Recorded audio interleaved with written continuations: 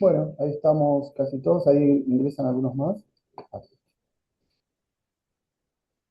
Hola, buenas tardes a todos y a todas.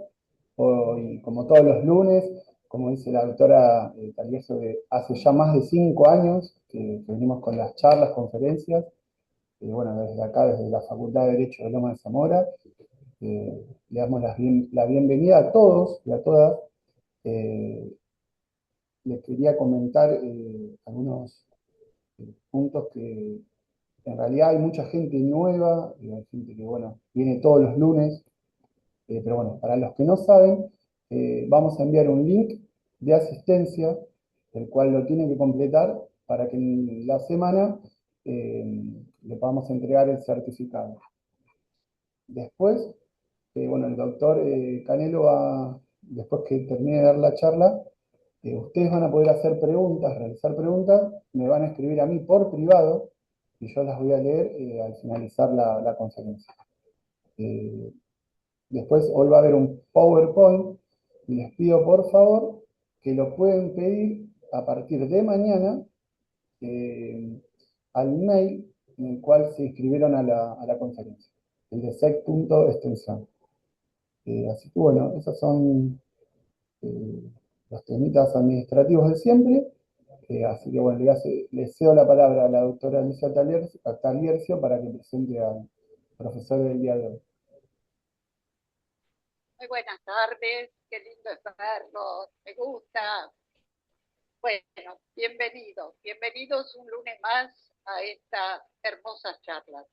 Quiero decirles que realmente en el día de hoy, el lunes pasado, yo había propuesto al doctor Osvaldo Pitrón, el cual también adelanté que había tenido un accidente casero. Lamentablemente, hoy lo operaron esta mañana, yo tengo contacto cotidiano.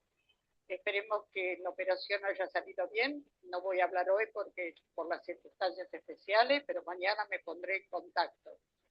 Y le he pedido a Hernán Canelo, que es tan buena persona, buen profesional, no tengo palabras, en el sentido de si él podía, él estaba previsto para el mes de mayo, si podía adelantar su clase. Y por supuesto que me dijo que sí, y aquí estamos con él, y sin perjuicio de que la clase que le había puesto en mayo quede en pie, porque Hernán está por sacar su segundo libro, que es nada más ni nada menos, se llama Abogados Rotos. Yo le puedo asegurar que es tan atrapante el título como el contenido. Así que los invito a que la próxima, la que tenemos para el mes de mayo, escuchen también, porque realmente es muy interesante el libro, muy interesante y muy de actualidad.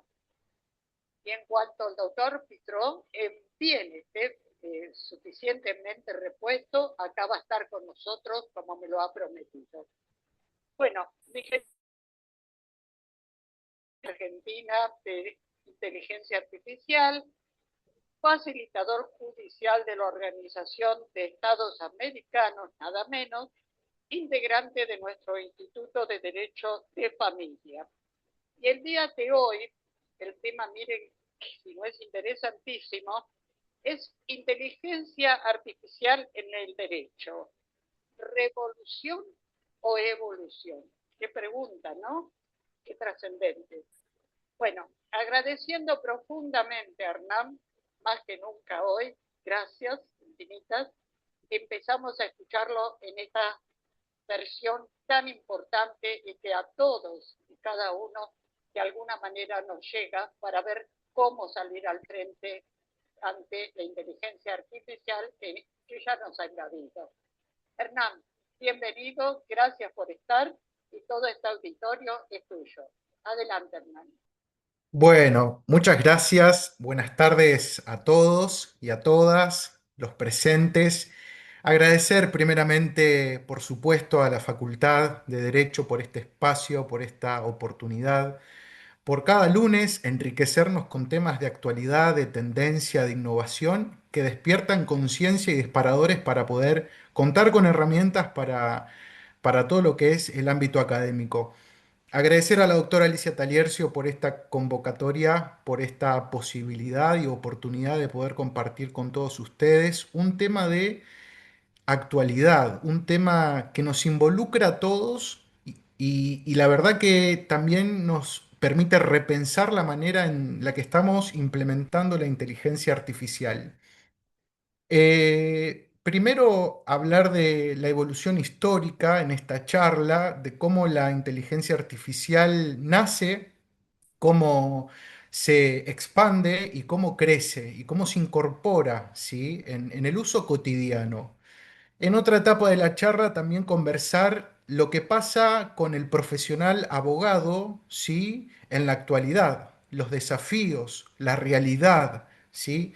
Cómo esta herramienta que nace para acompañar a la humanidad puede ser un medio de evolución en el ejercicio de las profesiones o puede también ser un método revolutivo, ¿sí? Un método con el que tengamos que tener ciertas precauciones, ¿sí? Fundamentalmente cuando se trata de profesiones que trabajan y se ejercen considerando los derechos de las personas, la parte humana de las personas.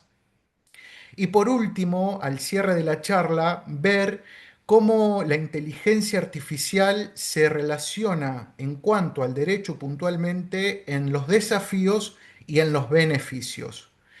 Traje un PowerPoint para compartir con ustedes, que como dijo Emiliano, queda a disposición para que lo puedan rever y puedan seguir profundizando conocimientos, porque la inteligencia artificial viene a desafiarnos, no a reemplazar a la persona, al profesional, sino que viene a que repensemos cómo la podemos implementar para mejorar nuestras profesiones, nuestros trabajos y que sea provechosa en cuanto a la calidad y al beneficio, ¿sí? Así que bueno, vamos a comenzar, voy a compartir el PowerPoint y vamos a ver primero aspectos conceptuales, ¿sí? Vamos a ver qué es la inteligencia artificial. Hacer mención también que en el año 2023, con la doctora Taliercio, presentamos una charla similar, por supuesto con no tanta información porque esto está actualizado, en el Colegio de Abogados de Lomas de Zamora, con visión de futuro, ¿sí? En ese momento no se hablaba de inteligencia artificial, en ese momento se empezaba a estudiar, se empezaba a analizar, se empezaba a difundir información, la gente estaba preocupada, no sabía de qué se trataba, habían interpretaciones como que la inteligencia artificial iba a reemplazar al humano y qué va a pasar con los trabajos, con las profesiones. Y creo que gran parte de eso en la actualidad también hay, ¿no? Ciertos temores. Bueno, en principio la inteligencia artificial no podría reemplazar a ningún ser humano, es una herramienta que viene a acompañar. Pero dicho esto, en el año 2023, cuando había muy poca información, con la doctora me propuso conversar, debatir un poco esto y causó como que era una charla con mucha visión de futuro, ¿sí? Y un futuro lejano.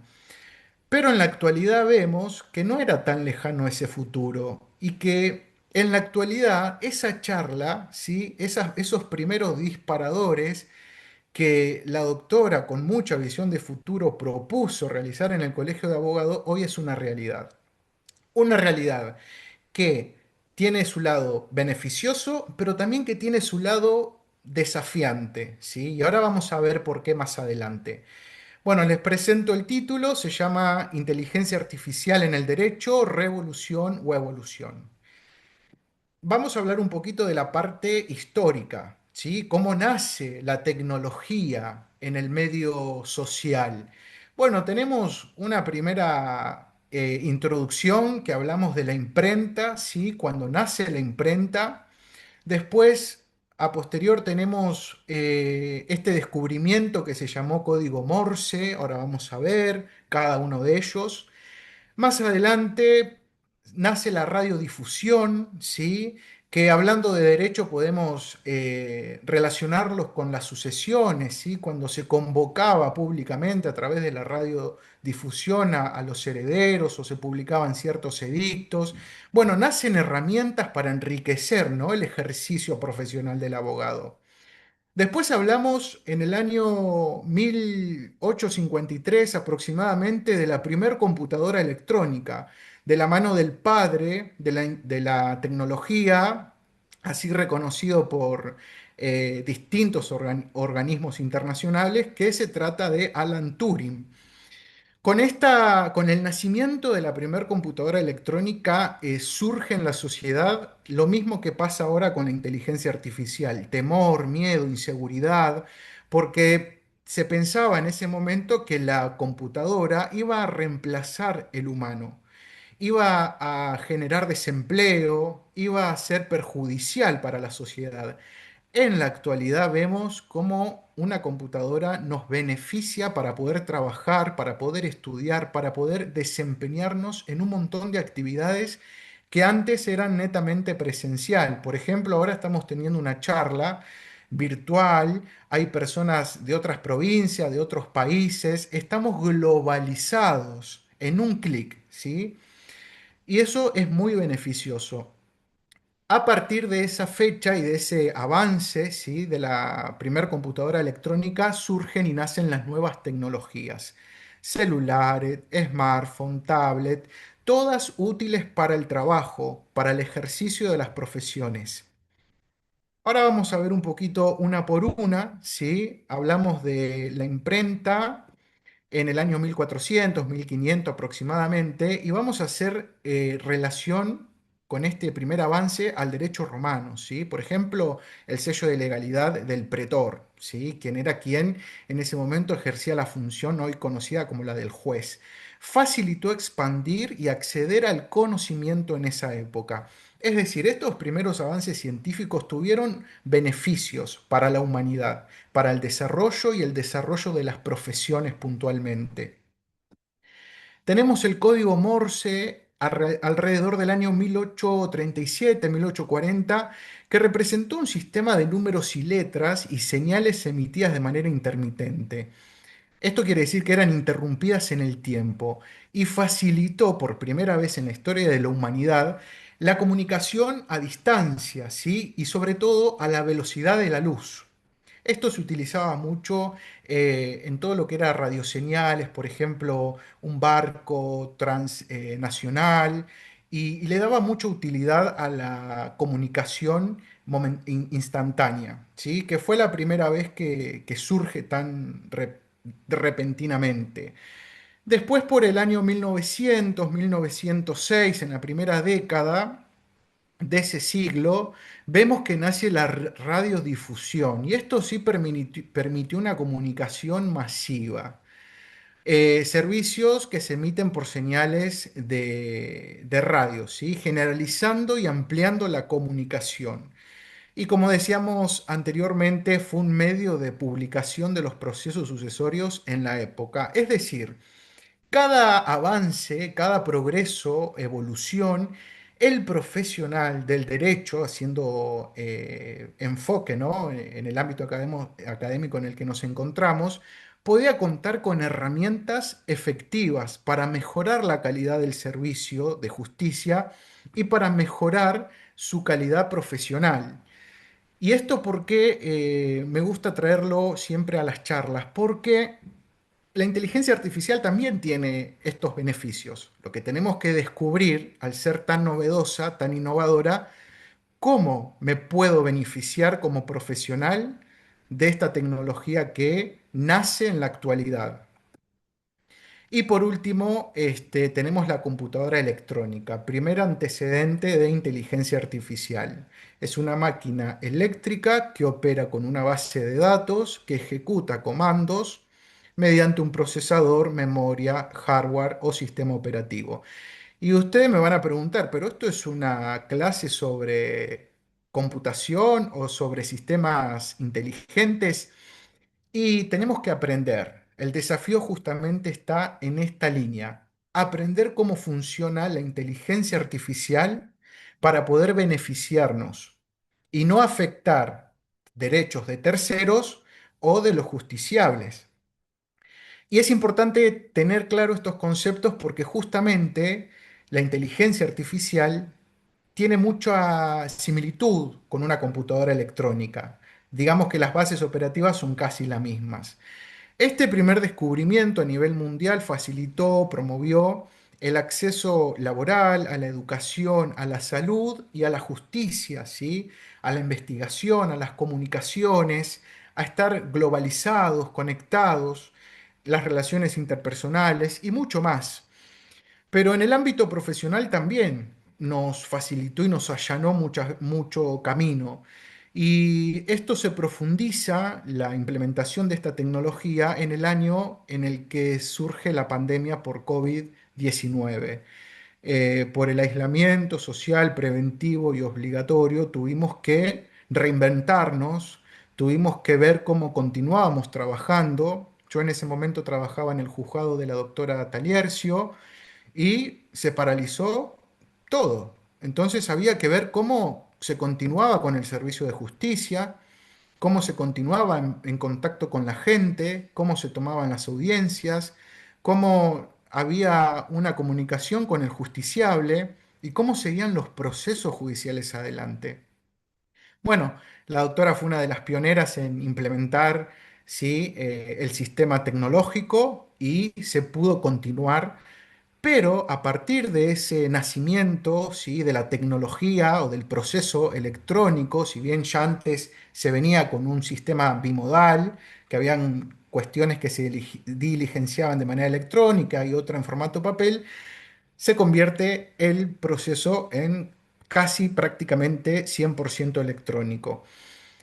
Y ustedes van a decir, ¿y qué avance? Y sí, pero también qué conflicto para el profesional que estaba acostumbrado a otro sistema, un sistema en formato papel, totalmente diferente, distinto.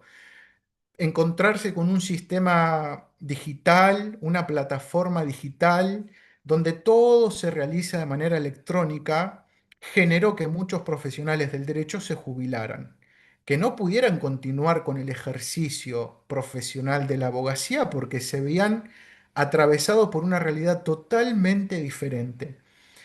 Bueno, en la actualidad también hay un desafío a ver cómo se continúa, porque cada vez son más las herramientas tecnológicas, pero cómo se continúa, ¿sí? La profesión con este sistema tecnológico. Y ahora vamos a ir viendo, ¿sí? ¿Por qué estamos conversando sobre estas tecnologías? A partir del 1970 hasta el año 2026 hay un crecimiento tecnológico exponencial y continúa ese crecimiento tecnológico, pero ya hablamos de inteligencia artificial, ¿sí? Programas, plataformas, sistemas inteligentes que justamente nosotros tenemos que aprender cómo nos beneficiamos.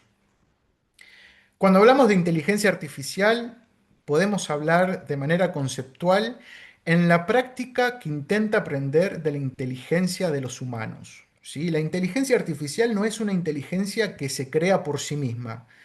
Y esto es muy importante, ¿sí? Saber. La inteligencia artificial es creada por y para el humano. No es que nace por sí misma, se crea a sí misma. En los laboratorios especializados, los científicos son quienes la van creando y quienes la van capacitando. Su finalidad es acompañar a las personas y a los profesionales en tareas complejas, rutinarias y repetitivas. Por ejemplo, ¿cuál sería una tarea rutinaria o repetitiva en un proceso judicial? Y quizás la confección de un oficio, ¿sí? En todos los expedientes judiciales hay siempre que diligenciar y confeccionar un oficio. Entonces encuadra en la tarea rutinaria y repetitiva. Ahora, ¿cuál sería una tarea compleja en el marco de un expediente judicial? Ya sea del fuero civil, penal, familia, en general. Podemos decir que lo más complejo quizás es la confección de la demanda o la confección de la sentencia. Bueno, acá ya hablamos de dos partes o dos operadores que intervienen, ¿no? El rol del abogado, quien presenta la demanda, y la función del juez, quien es quien dicta sentencia, como director del proceso. Bueno, ya vemos que si hablamos de inteligencia artificial en cuanto al derecho, todos estamos involucrados. Abogados, operadores judiciales, desde la persona que despacha el expediente al juez, ¿sí? Estamos todos en la misma, en el mismo desafío, porque si hay una parte que no sepa cómo implementar esta tecnología, bueno, podrían pasar cosas, ¿no? Pero vemos que la tarea de la función judicial encuadra dentro del concepto. Siempre es necesario el genio humano y la creatividad de las personas, ya que la máquina no tiene facultad de sentir emociones ni empatía. La máquina es un asistente tecnológico, es un asistente virtual. Y esto lo dejo claro porque ahora más adelante vamos a ver cómo los profesionales interpretan que la máquina ocupa su lugar y delegan tareas en la máquina confiando ciegamente que los perjudica, porque no es que la máquina no sea útil o la máquina tenga fallas, sino que la manera en la que implementamos y utilizamos la máquina no es la manera correcta o adecuada. Y eso genera consecuencias. Y vamos a ver qué tipo de consecuencias está generando en la actualidad en el desempeño profesional del abogado y también en el desempeño del operador judicial, ¿sí? La máquina no viene a reemplazar a la humanidad, viene a acompañar, ¿sí? A colaborar, pero el profesional, la persona humana, es quien tiene que supervisar todo el tiempo el trabajo de la máquina. Bueno, palabras clave, creatividad, empatía, ¿sí? Que es asistencia y no reemplazo, en pos de beneficios, ¿sí? De agilizar el trabajo. ¿Cuáles son las distinciones o facultades humanas fundamentales cuando hablamos de inteligencia artificial? Bueno, frente a los exponenciales desarrollos, ¿sí? de tanta tecnología, nosotros vamos a enfocar en tres principios, ¿sí? Curiosidad, pensamiento crítico y creatividad. Como profesional, para no, para estar ayornado, para estar actualizado, ¿sí? Yo no sé si ustedes habrán escuchado, pero hay sistemas operativos que ya funcionan en estudios jurídicos, tanto corporativos como estudios jurídicos de profesionales emprendedores que comienzan sus primeros pasos en la profesión. Y esas aplicaciones tienen la capacidad, tienen la facultad de confeccionar una demanda, de confeccionar un oficio, de confeccionar un escrito en base a todos los datos que vos le vas a proporcionar.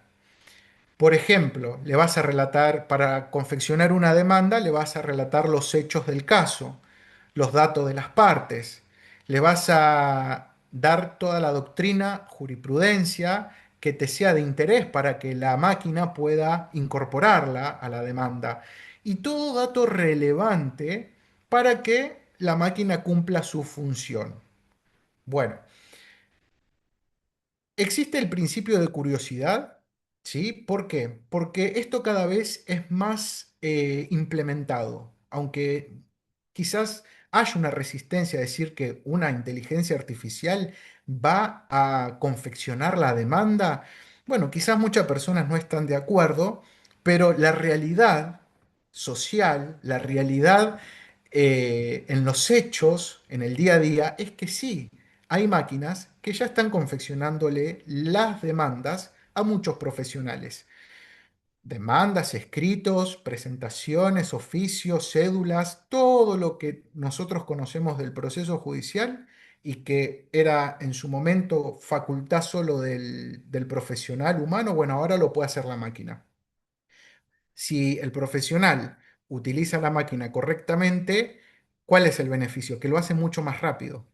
Si yo tengo que confeccionar una demanda, quizás tardo 2, 3 horas, quizás con menos experiencia puedo tardar un día, la máquina lo hace en cuestión de segundos.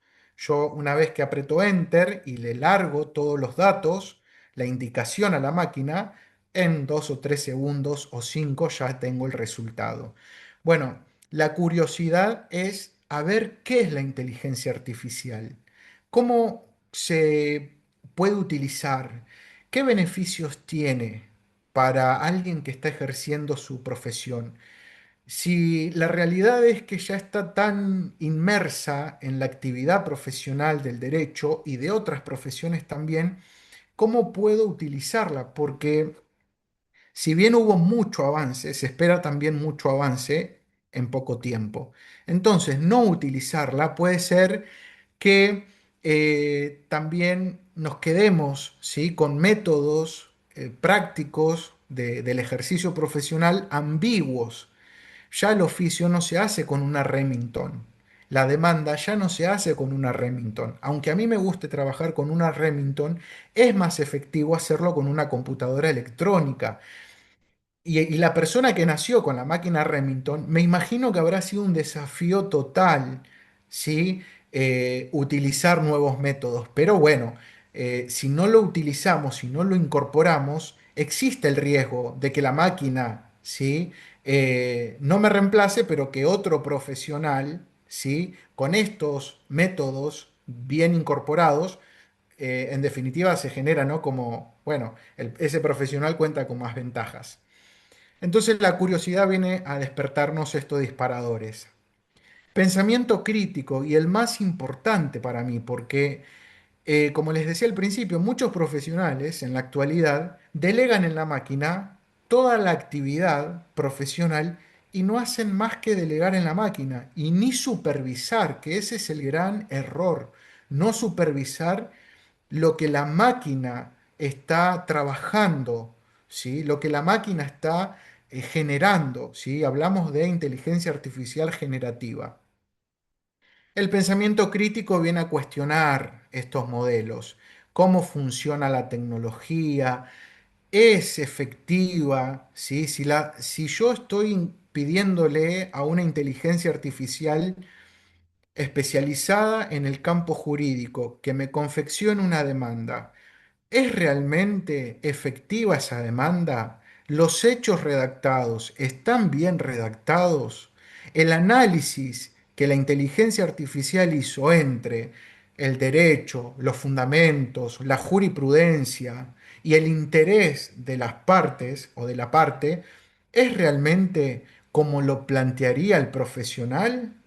¿O la máquina ya, yo le di datos y me plantea otra cosa, una cuestión que no corresponde? O quizás una cuestión que corresponde y yo no pude visibilizar o no pude vislumbrar. Y en ese sentido me está beneficiando. Algo que a mí se me escapaba, la máquina me lo incorpora. Bueno, pensamiento crítico fundamental para ver el resultado de la actividad que le delego. Y creatividad es qué métodos de aplicación tengo, cómo puedo aplicarla, ¿sí? Con responsabilidad, con valores éticos y estéticos. Y resalto esto, con responsabilidad, valores éticos y estéticos. Y ahora van a ver por qué resalto esto. Bueno, la inteligencia artificial tiene tres fases. La fase de descubrimiento, ¿sí?, que podemos hablar de la primer computadora electrónica. Tenemos la fase intermedia en la cual nos encontramos, ¿sí?, con todas las plataformas, con todas las herramientas digitales que ya tenemos a disposición. Y la fase superior, que hablamos de una suprainteligencia a la que todavía no llegamos, y yo creo que de alguna manera todavía no vamos a llegar porque aquí la máquina se asemejaría al ser humano y como dijimos al principio, la máquina no siente. Esa es la gran distinción. Puede imitar emociones. Hoy por hoy hay robótica, hay abogados, ¿sí?, que son robots, ¿sí?, que están a prueba piloto y que bueno, pero siempre la máquina no va a tener emociones y esa parte humana nunca la va a poder igualar. Ahora, cuando hablamos de inteligencia artificial, tenemos que hablar de algoritmos, ¿sí?, de ordenadores, que esto es todo el sistema informático. Y lo bueno para poder adquirir bien estos conocimientos es formarse, hacer una formación en inteligencia artificial y derecho, inteligencia artificial generativa. Hay, sí, formaciones, capacitaciones, creo que la facultad recientemente publicó una que es muy interesante sobre cómo son los sistemas operativos o los sistemas inteligentes de inteligencia artificial en el campo jurídico. Hay que formarse porque el sistema ya es electrónico. La Suprema Corte de Justicia en la provincia de Buenos Aires, hace algunos pocos años, 2 o 3 años, lanzó un programa que se llamó Experticia. ¿Sí? Ese programa funciona en pos de todo lo que es el proceso judicial y la inteligencia artificial. Lo que se busca es incorporar esta tecnología en los procesos judiciales de manera regular. Está en proceso, ¿sí? No está tan avanzado, pero en Capital Federal, en el Poder Judicial de la Nación, tenemos lo que se llama el sistema Prometea. Ese sistema está implementado, oficializado y está mucho más avanzado. ¿Qué hace ese sistema? Lo que hace es automatizar el proceso judicial. Saca primero despachos, ¿sí? Saca despachos simples y por lo que tengo entendido todavía no cumple la función del juez que es dictar sentencias. Pero hay jueces que están utilizando inteligencias artificiales para dictar sentencias y no están usándolo de manera correcta, ¿sí? Entonces, tenemos dos maneras. Tenemos la manera en la que la Corte, ¿sí? Los organismos que regulan, ¿sí? La administración de justicia ofrecen alternativas que son oficiales. Pero, ¿sí? Tenemos también la función del juez y del abogado profesional que incorporan, ¿sí? Sistemas inteligentes para poder desempeñar su función. ¿Qué tema este? No hay legislación.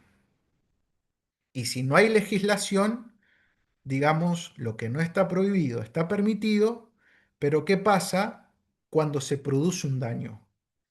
¿Qué pasa cuando por mala implementación, por mal uso, genero algún daño a las partes o de alguna manera vicio el proceso?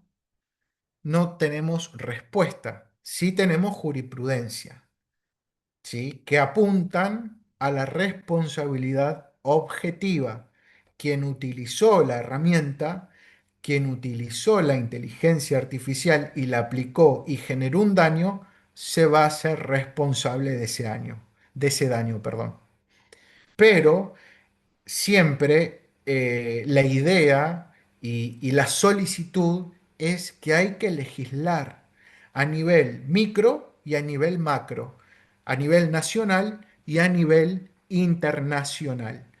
Que en el libro No más abogados rotos, en el que hizo mención la doctora, escribe un capítulo de la importancia que es legislar el tema de la inteligencia artificial a nivel nacional porque ya tenemos cosas que pasan, realidades, que ahora las vamos a ver.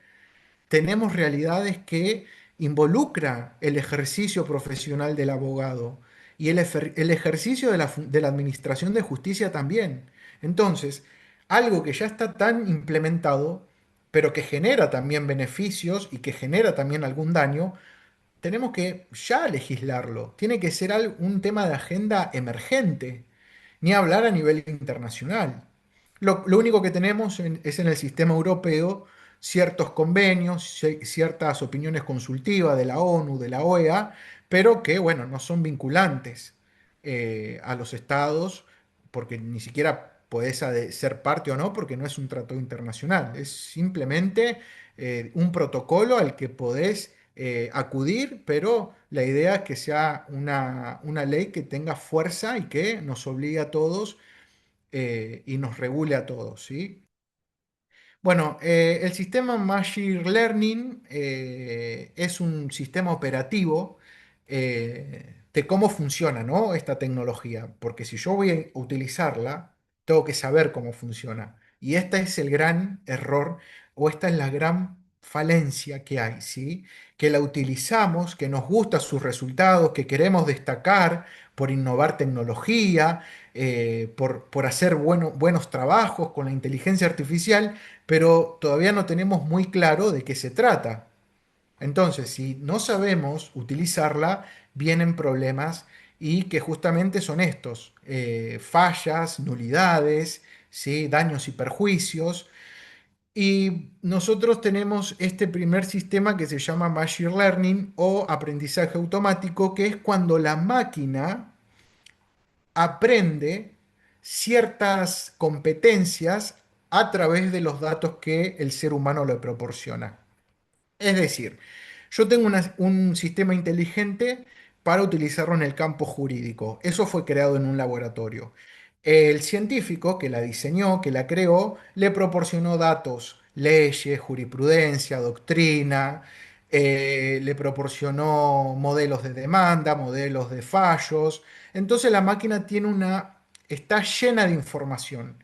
Y esto no es a nivel nacional, esto es a nivel macro la mayor cantidad de datos posibles de todos los países, de todos los usos, de todas las costumbres, de todas las idiosincrasias, de todas las legislaciones, para poder ser utilizada a nivel mundial. ¿Sí? En el laboratorio le proporcionan mucha información. En base a esa información, la máquina va a dar respuestas. Un día me siento y le digo, necesito que me generes una demanda sobre eh, pedido de divorcio por presentación unilateral utilizando el Código Civil y Comercial de Argentina.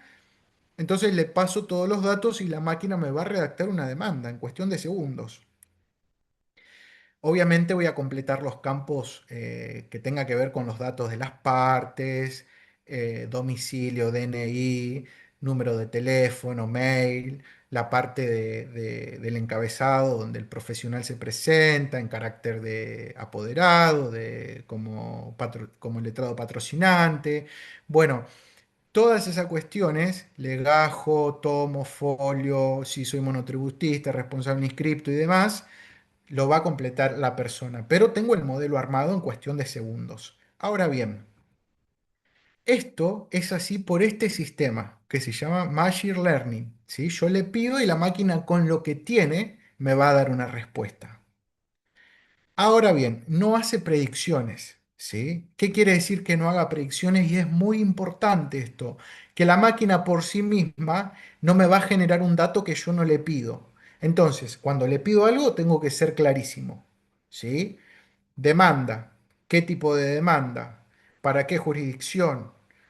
¿Bajo qué ley? ¿Sí? Fallos, doctrina. Tengo que darle todos los datos más importantes. Es preferible dar datos de más que datos de menos. Ahora tenemos eh, otro sistema, y esto tiene que ver con una máquina que en el año 1997 fue diseñada para competir sobre este juego de ajedrez. Le ganó al mejor jugador del mundo, ¿sí? ¿Por qué? Porque esta máquina pudo aprender por sí misma. Tuvo la posibilidad de, aparte de cumplir con la función por la que fue creada y diseñada, pudo aprender por ella misma. Y hablamos del sistema Deep Learning o aprendizaje profundo o aprendizaje automático. Esta categoría tiene que ver con que la máquina puede mejorarse a sí misma. Yo le di datos, le indiqué cómo debería realizar determinada actividad, le asigné funciones y la máquina es como una inteligencia artificial generativa, genera otras habilidades. En el campo del derecho, en la actualidad, lo vamos a conocer como inteligencia artificial generativa y es la que está trayendo muchos problemas. ¿Por qué? Recién decíamos que yo le pido al sistema inteligente una demanda sobre divorcio por presentación unilateral o sobre daños y perjuicios. Como tiene esta función de generar, me va a generar información muchas veces falsa. ¿Y qué información falsa puede generar? Doctrina que no existe, jurisprudencia que no existe, leyes que no existen y los profesionales están pasando esta información a los procesos judiciales. Cuando se hace el control judicial, se advierte que esta información, ¿sí? Que estos antecedentes, que estos fundamentos no existen. Entonces, ¿qué generan un proceso? Algo incierto y algo posiblemente nulo. Entonces, en la actualidad, cuando hablamos de inteligencia artificial generativa, tenemos que supervisarlo todo como profesionales del derecho, de cualquier ámbito de las profesiones, hay que supervisar toda la información que la máquina nos da. Bueno, justamente, ¿no? Aprendizaje supervisado y no supervisado, ¿sí? Es lo mismo, la máquina genera por sí misma, el profesional supervisa, siempre. Inteligencia artificial, la más conocida en la actualidad o la más utilizada en su momento, ChatGPT, ¿sí?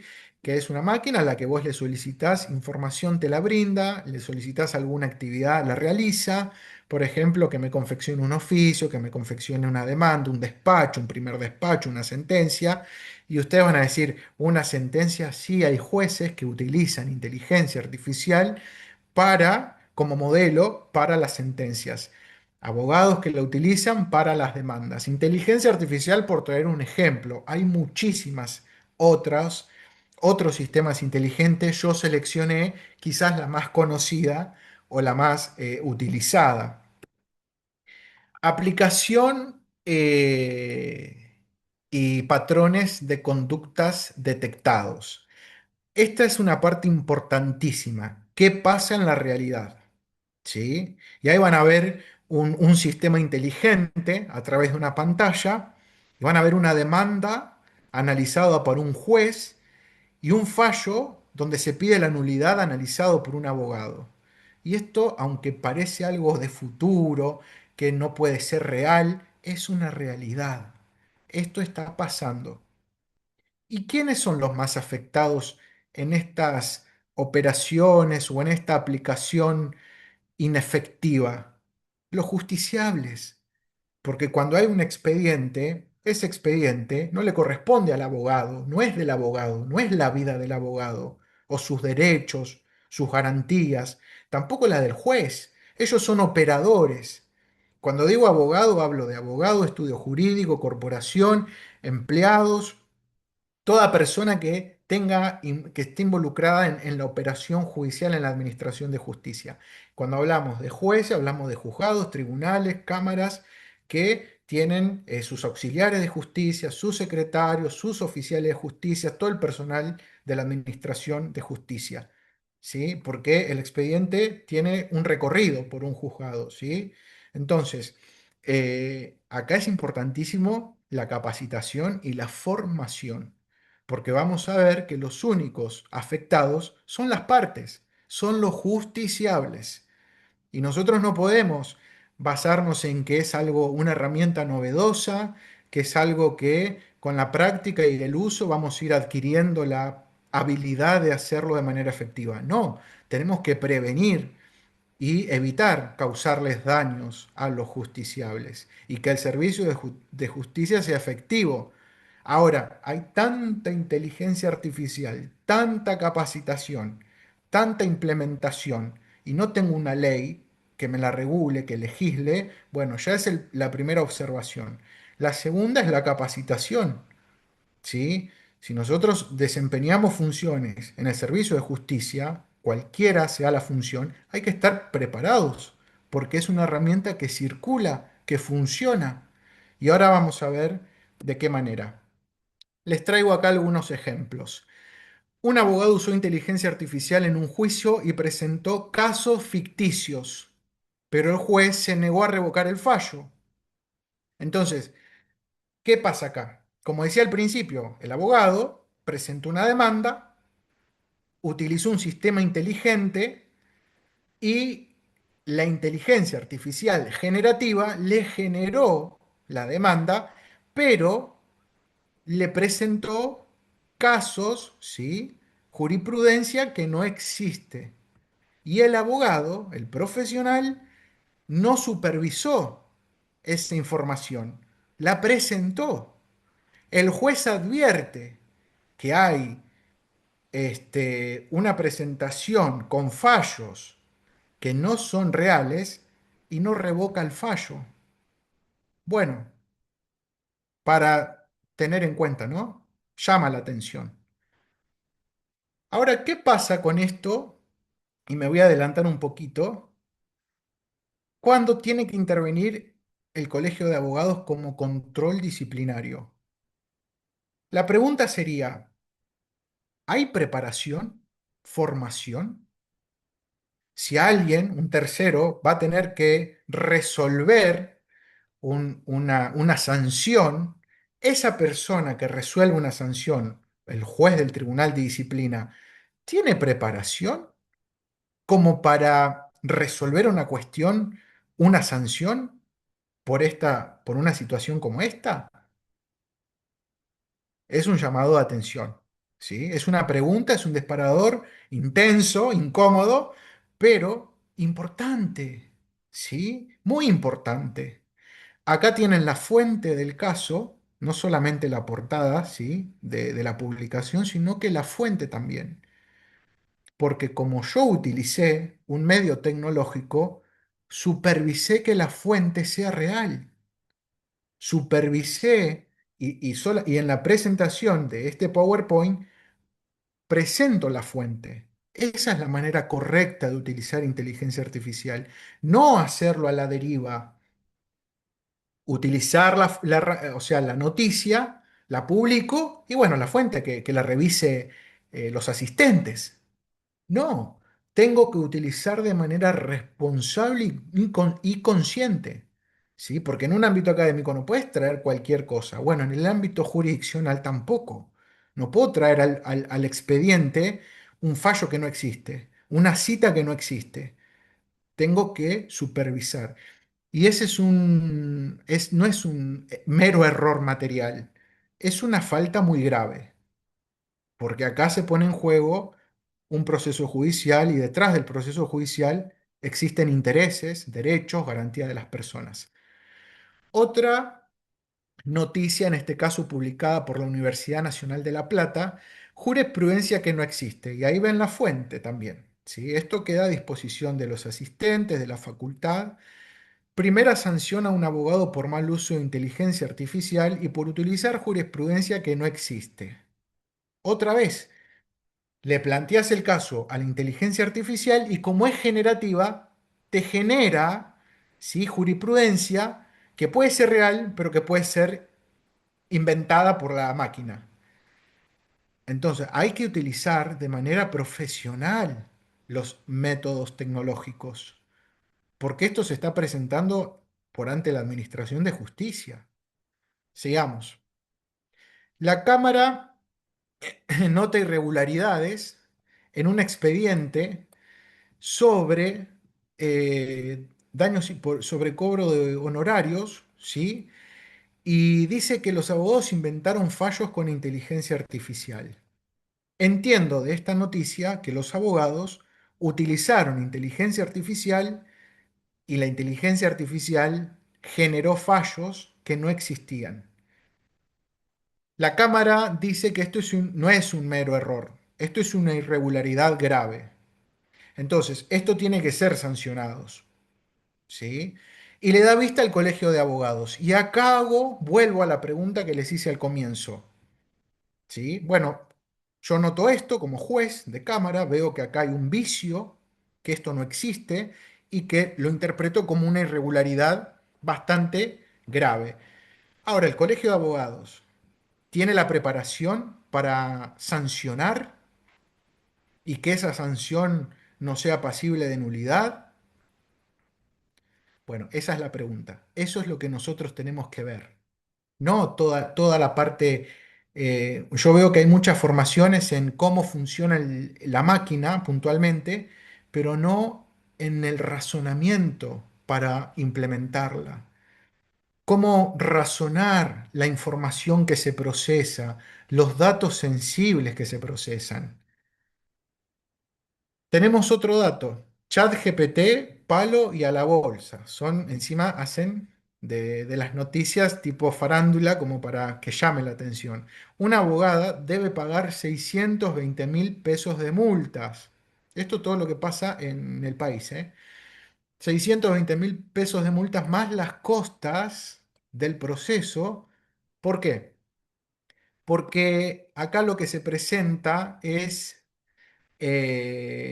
inexistencia y no verificabilidad de los datos proporcionados por la máquina, ¿sí?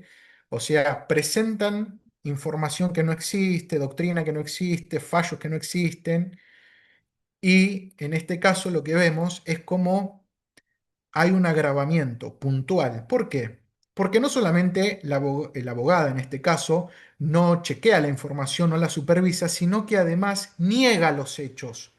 Entonces dice el juez, esto es un agravamiento por insistir y en afirmar que todo el material que me traes es verídico cuando es falso. Bueno, ya acá hay, como no, va más allá. Tenemos uso malicioso. Bueno, acá me parece algo muy importante porque dice, multaron a una abogada por uso de inteligencia artificial con mala fe en una demanda judicial.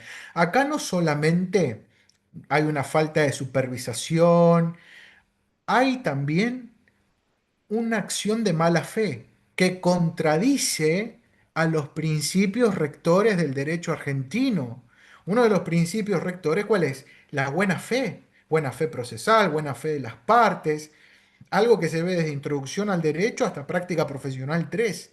Bueno, acá un profesional no solamente utiliza mal la tecnología, sino que además lo hace con mala fe.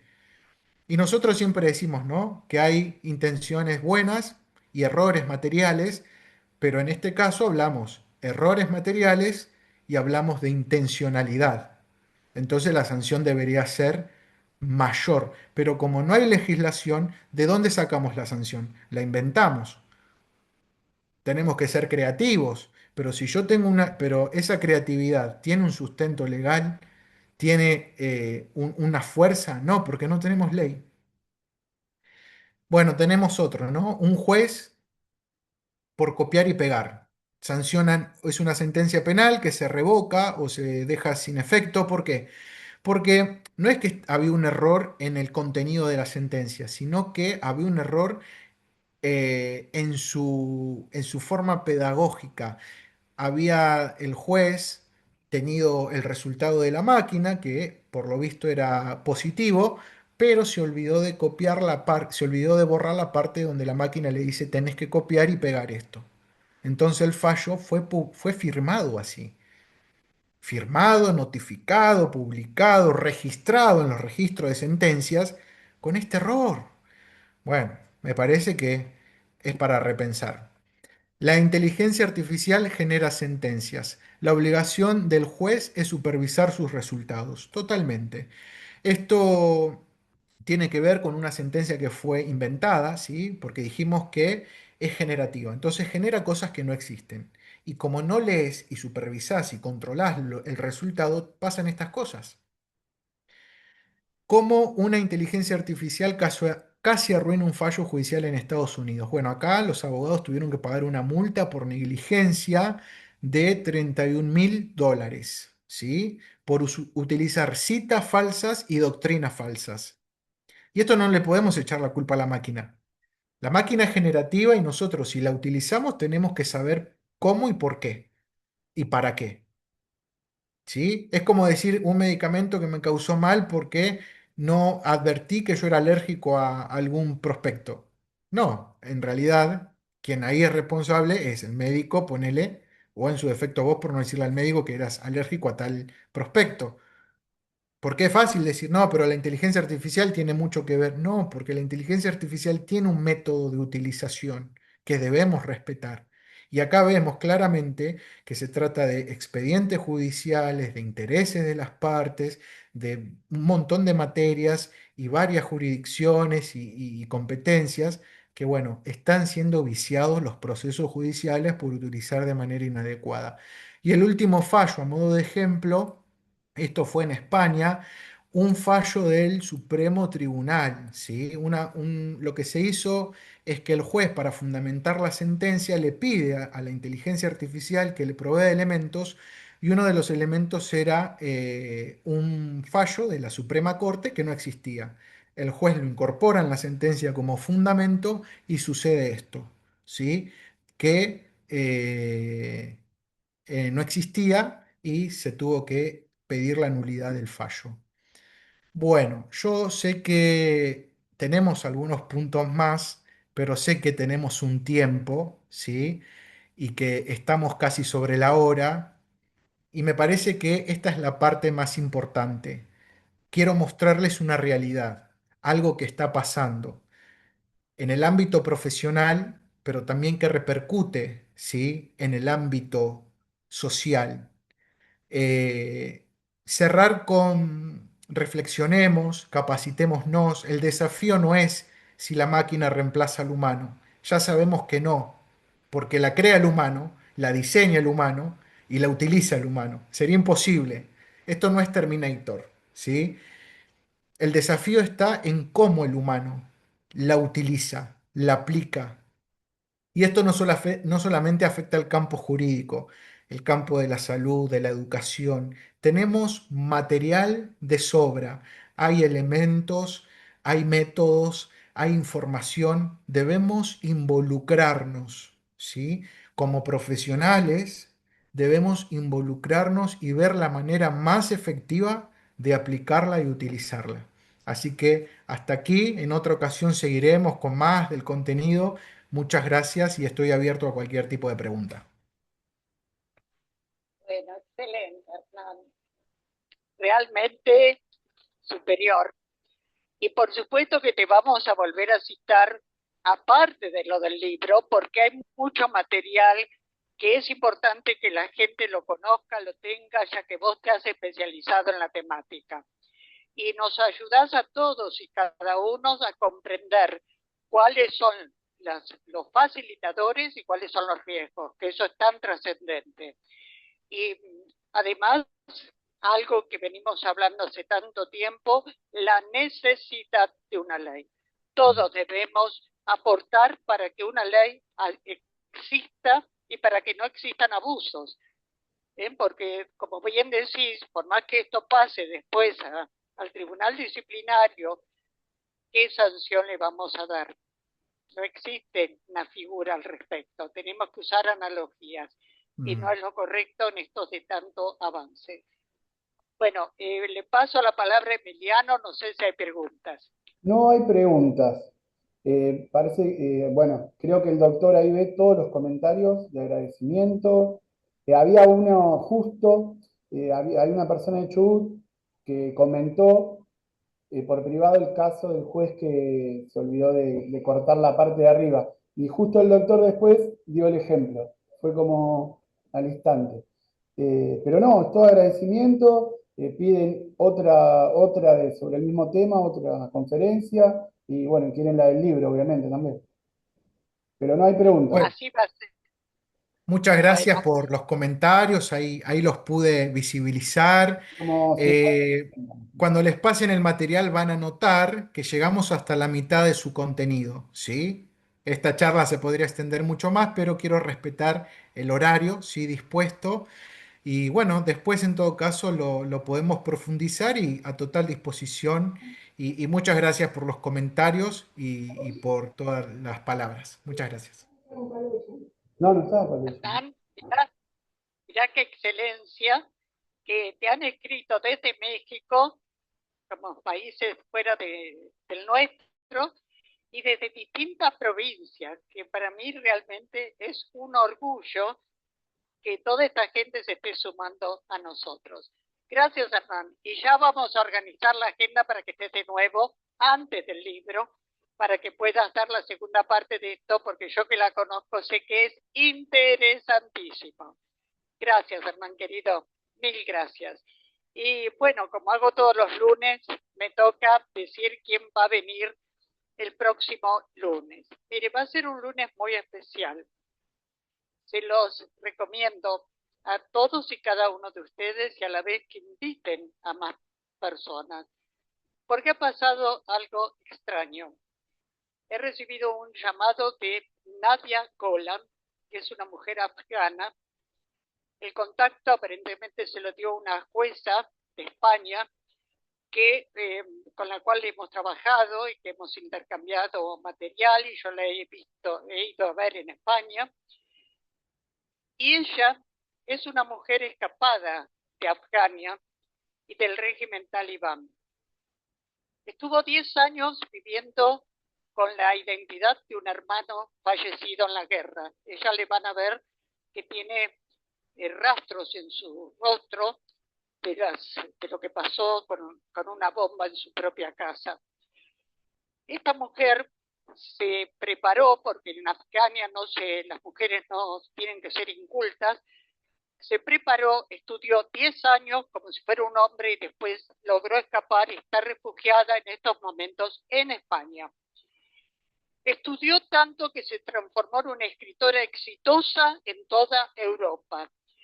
Hay un libro de ella que se llama El secreto de mi turbante, que recibió varios premios en España, en Francia, en Estados Unidos, pero lo más importante es que también se transformó en una dramaturga y ella misma dirige y actúa en una obra que se llama Nadia, como ella, donde cuenta un poco su historia. Yo me siento muy orgullosa, se los digo de corazón, que haya elegido, porque en América Latina no la conocemos, yo no sabía quién era, y que nos haya elegido a la Universidad Nacional de Lomas de Zamora, a nuestra queridísima Facultad de Derecho, para dar su primer conferencia en América Latina. Y no solo eso, sino que haya elegido que su escucha fueran abogados, estudiantes de Derecho. A mí me emocionó mucho cuando ella me mencionaba estas situaciones, y realmente no solo eso, sino que ustedes tienen que ver lo que se padece y lo que pasa con otras culturas. Ella lo va a relacionar con el derecho y bueno, lo triste que es. Es la única vez que logramos algo tan trascendente. Ella va a hablar desde España, por supuesto. Así que, si pueden, no se lo pierdan. Lo van a recordar de por vida. Cuando ella me llamó, tuvimos en videollamada, era por un rato y tuve la mañana entera. Y lloré, me hizo llorar.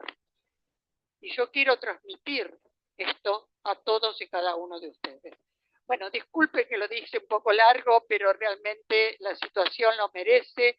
No se van a arrepentir de escucharla y les reitero, es la primera entrevista que esta mujer da en América Latina. Así que los invito a que estemos presentes y que pueden invitar a otras personas, porque si bien se va a relacionar con el derecho, esta mujer llega a todo ser humano. Es realmente un ser muy especial. Bueno, muchas gracias. Gracias por escucharme. Gracias nuevamente, Hernán. Emiliano, querido, siempre al frente. Gracias. Y nos reencontramos, si Dios lo permite, el próximo lunes a las 16 horas. Gracias infinitas. Este beso para todos y cada uno de ustedes.